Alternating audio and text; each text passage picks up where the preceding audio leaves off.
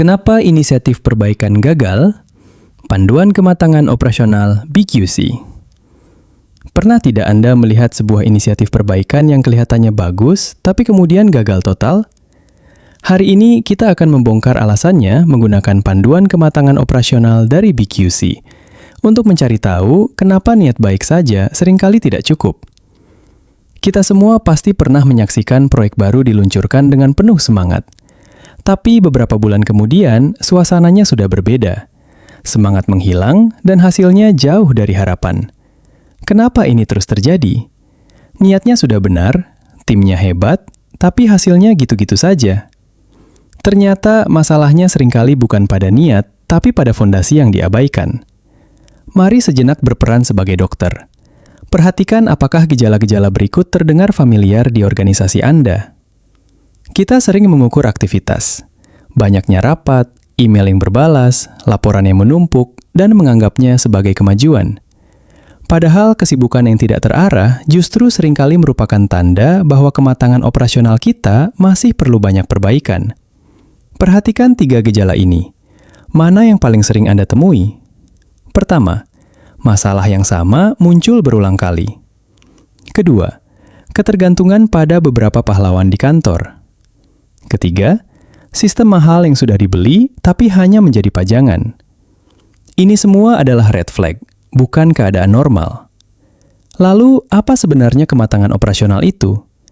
Ini bukan tentang seberapa besar perusahaan Anda atau seberapa banyak proyek yang sedang berjalan. Ini tentang bagaimana cara organisasi Anda bekerja, bagaimana keputusan dibuat, bagaimana proses sehari-hari dijalankan, dan bagaimana kinerja itu benar-benar dikendalikan, bukan sekadar dipantau. Bayangkan 2 perusahaan dengan target KPI yang sama persis. Yang satu mencapai targetnya dengan lancar, sementara yang lain terjebak dalam kekacauan. Bedanya bukan pada apa yang mereka tuju, tapi pada bagaimana alur kerja mereka dibangun dari dalam. Inilah akar dari banyak kegagalan inisiatif perbaikan. Kesalahan yang paling umum, paling sering terjadi, dan paling merusak. Ketika melihat masalah, refleks pertama kita adalah langsung melompat ke solusi. Buat KPI baru, beli software baru, rombak struktur. Kita terburu-buru memberikan obat tanpa diagnosis terlebih dahulu, tanpa memahami tingkat kematangan organisasi kita. Hasilnya, solusi mahal yang tidak mengubah perilaku fundamental dan hanya menyentuh permukaan. Anda tidak mungkin meminta resep obat dari dokter sebelum mereka memeriksa dan mendiagnosis penyakit Anda. Prinsip yang sama berlaku di sini. Yang menarik, implementasi sistem manajemen kinerja yang canggih bisa sangat efektif di organisasi yang sudah matang. Tapi praktik yang sama, jika diterapkan di organisasi yang belum siap, bukan hanya akan gagal, tapi bisa merusak, menimbulkan frustrasi, dan membuang sumber daya. Konteks adalah segalanya. Lalu, bagaimana cara melakukan diagnosis yang tepat? Disinilah kerangka kematangan operasional dari BQC berperan sebagai alat bantu. Kerangka ini memetakan perjalanan kematangan operasional ke dalam beberapa level. Tujuannya bukan untuk menghakimi posisi Anda saat ini, melainkan untuk memberi titik awal yang jelas, kita sekarang ada di mana. Detail setiap level akan dibahas pada sesi berikutnya.